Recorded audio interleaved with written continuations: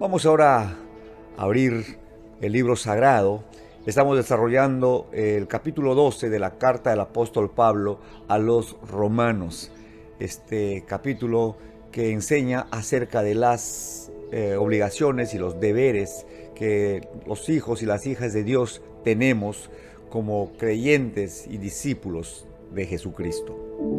Hoy vamos a desarrollar, a estudiar el versículo 6 de este capítulo 12 de la carta del apóstol Pablo a los romanos, que dice: de manera que, teniendo diferentes dones según la gracia que nos es dada, si el de profecía, úsese conforme a la medida de la fe. Miren, el Nuevo Testamento registra la revelación de Dios acerca de los dones espirituales en 4 libros. Tenemos el libro de Romanos, Efesios, Primera de Corintios y Primera Carta Universal del apóstol Pedro.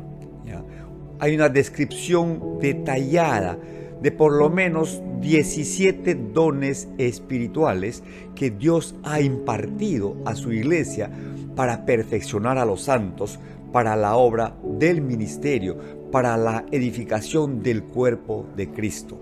En un cuerpo hay muchos miembros y todos los miembros desempeñan cada uno una función distinta, diferente. Por tanto, la salud y el crecimiento del cuerpo depende de la contribución de todos los miembros de este cuerpo.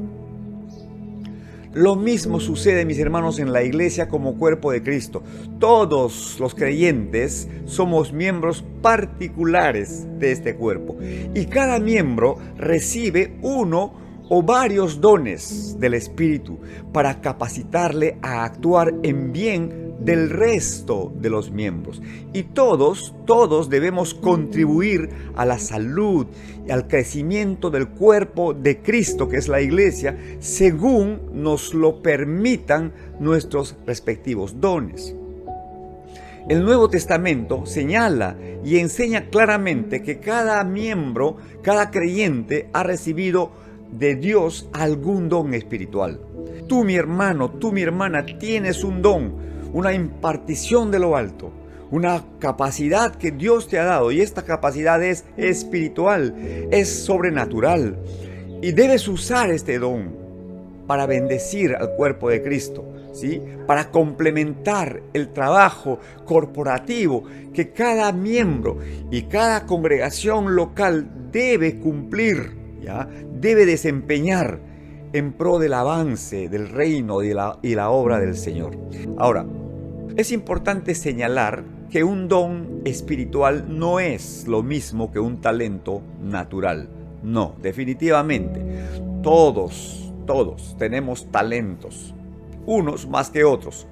Pero solo los que han nacido de nuevo por la fe en Jesucristo tienen dones espirituales. Hay que tener bien claro eso, hermanos. Solo los que han nacido de nuevo, los que son nuevas criaturas, los hijos y las hijas de Dios, repito, por la fe en Jesucristo, tienen dones espirituales. Ahora, por supuesto que los talentos naturales también son dados por Dios. Dios nos ha mandado a este mundo con capacidades naturales, con habilidades innatas, con talento, ¿verdad?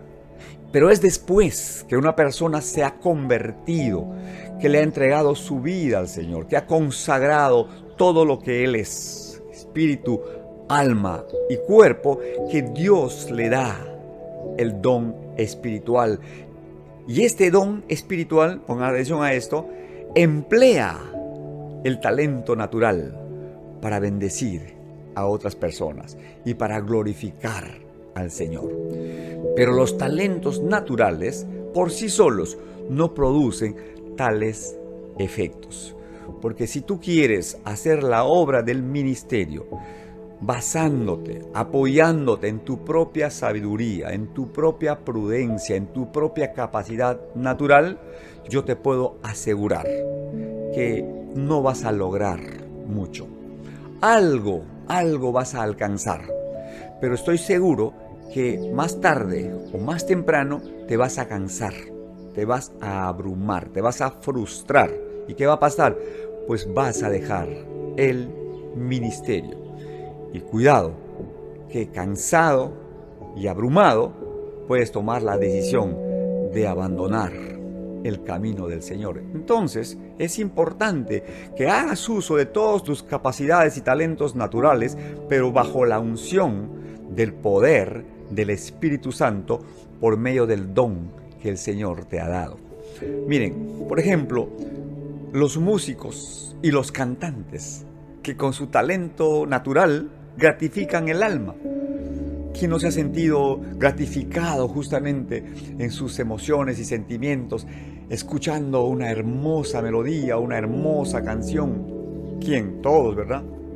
Pero un músico o un cantante con capacidad espiritual sobrenatural se convierte en un adorador que puede llevar a toda una congregación a la presencia del Señor. Entonces, su talento se convierte en un medio a través del cual fluye alabanza y adoración a Dios. ¿Ya? ¿Ven la diferencia? Un músico que se ha convertido al Señor, agarra su instrumento, toca el mismo acorde que el músico secular y traza las mismas progresiones de acordes para crear su música, ¿ya? O para entregar su música al Señor. Sin embargo, esa música no solamente aquieta el alma, sino además enciende el espíritu del oyente. Y cuando el hermano o la hermana canta, ¿verdad? No solamente te envuelve y apacigua tu corazón, sino que además te lleva a la presencia del Señor. Hay una notoria, clara diferencia, hermanos. Solo que hay que estar sensibles y hay que estar con las antenas bien extendidas para poder determinar la diferencia entre lo que es el talento solo y el talento potenciado por el don espiritual. Y tenemos también el ejemplo de un orador, ¿ya? Que con su talento, su capacidad natural de oratoria, convence al intelecto y conmueve los sentimientos de las personas. Pero esa misma persona, llena del Espíritu Santo, puede ser usada por Dios para predicar buenas nuevas a los abatidos, para vendar a los quebrantados de corazón, para consolar a los enlutados, para trazar la escritura eterna y producir por medio de su predicación la suficiencia en sus oyentes para recibir no solo la palabra, sino que a través de la palabra recibir la gracia de la salvación de Dios, que incluye liberación, sanidad, restauración, etc. Hay una diferencia, pues hermanos, entre un orador natural y un hombre o una mujer de Dios llena del Espíritu Santo, fluyendo en los dones espirituales. Entonces, cada creyente, repito, tiene algún don espiritual o más de un don espiritual, pero hay que agregar que ningún creyente tiene todos los dones espirituales. Eso lo podemos ver en la primera carta del apóstol Pablo a los Corintios, en el capítulo 12, versículos 29 al 30. Este pasaje nos hace comprender que ningún creyente es autosuficiente.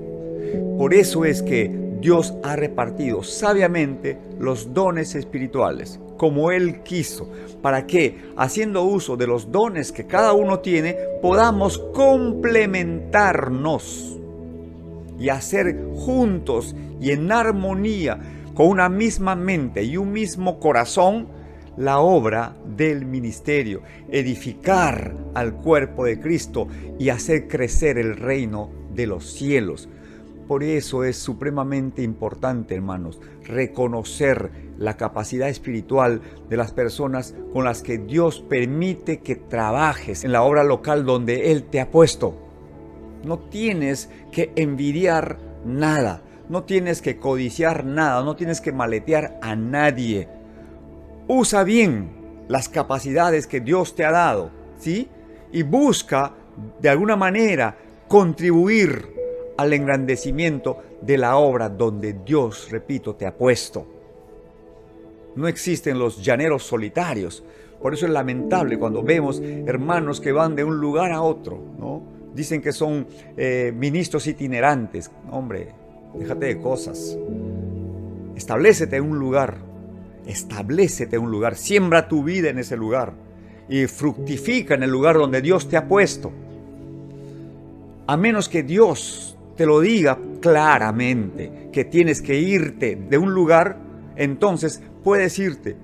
¿Y cuál es la señal clara de que es Dios quien está en el asunto? Pues la paz que gobierna el corazón de las personas. Tú tienes paz. La membresía, los hermanos de la congregación donde has estado, tienen paz. Y las puertas se abren de una manera milagrosa, maravillosa. Y las relaciones se solidifican. No dejas heridas y no vas hablando mal. Al contrario, siempre estás en contacto con tus hermanos y de alguna manera sigues siendo un canal de bendición también para ellos y ellos a su vez para ti. Es claro, hermanos. Lamentablemente hay muchos saltamontes, los llamo yo, ¿verdad? Que van de acá para allá. Ahora están con nosotros y te dicen maravillas y te ofrecen cosas maravillosas también. Pero es cuestión de tiempo nomás para que experimenten nuevamente su frustración, su descontento. Siempre están buscando alguna falla para magnificarla, para señalarla.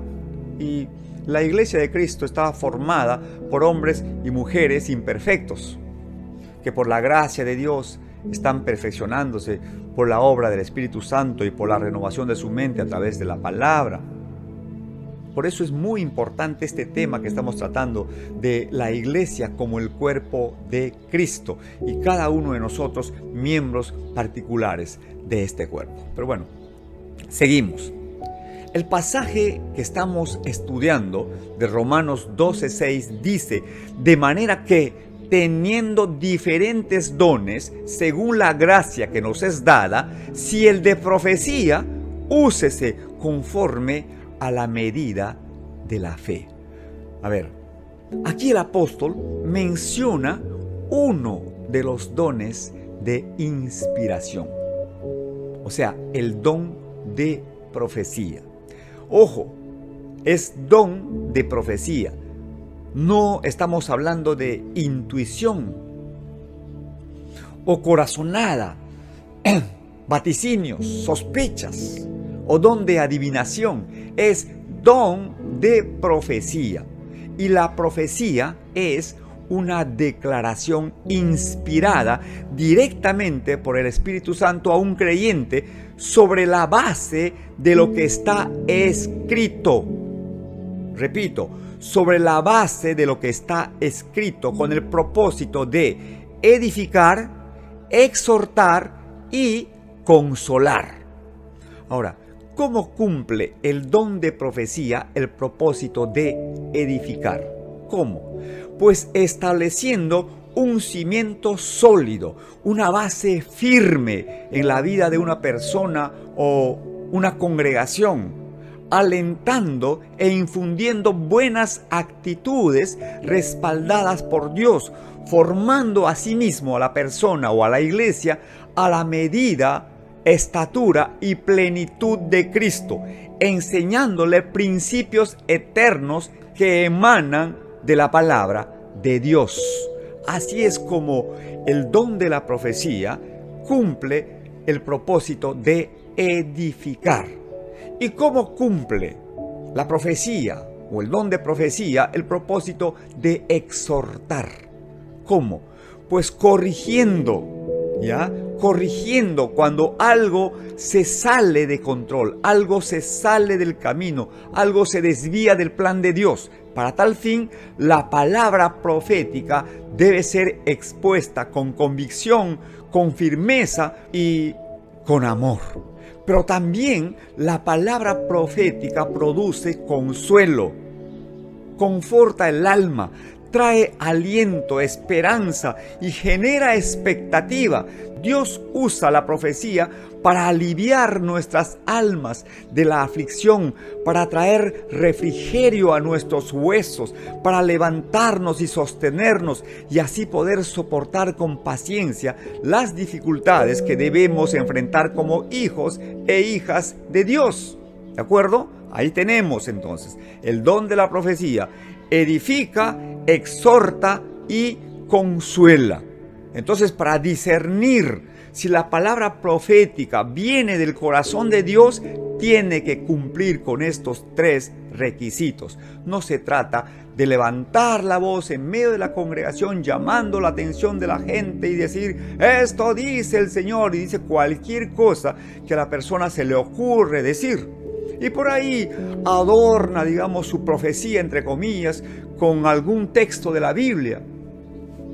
Pero por discernimiento espiritual, uno se tiene que dar cuenta cuando esa persona está siendo realmente usada por el Espíritu Santo para traer, repito, edificación, exhortación o consolación a la vida de las personas o a la congregación en general.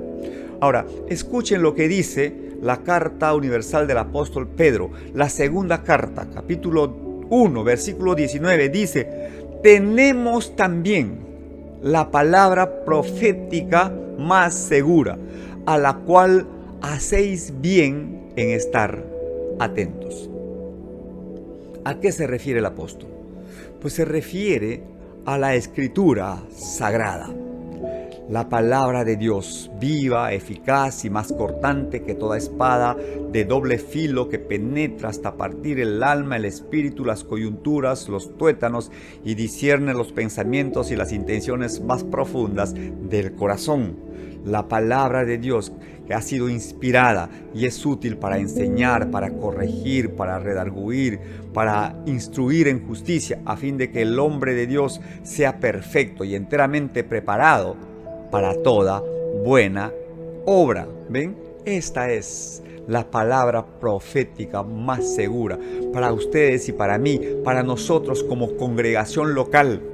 La palabra de Dios ha sido, es y seguirá siendo la única regla infalible de fe y de conducta. Mis hermanos, la verdadera profecía está siempre en armonía con la palabra de Dios. ¿Por qué? Porque Dios no puede contradecirse.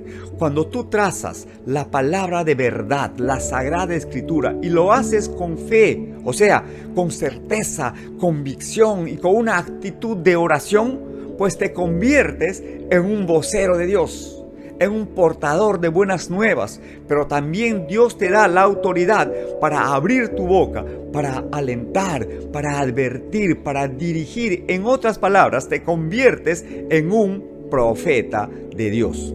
Todo discípulo de Jesucristo, basado en la profundidad de su fe, debe ejercer el don de decir, de hablar la verdad revelada por Dios en su palabra, ni más ni menos.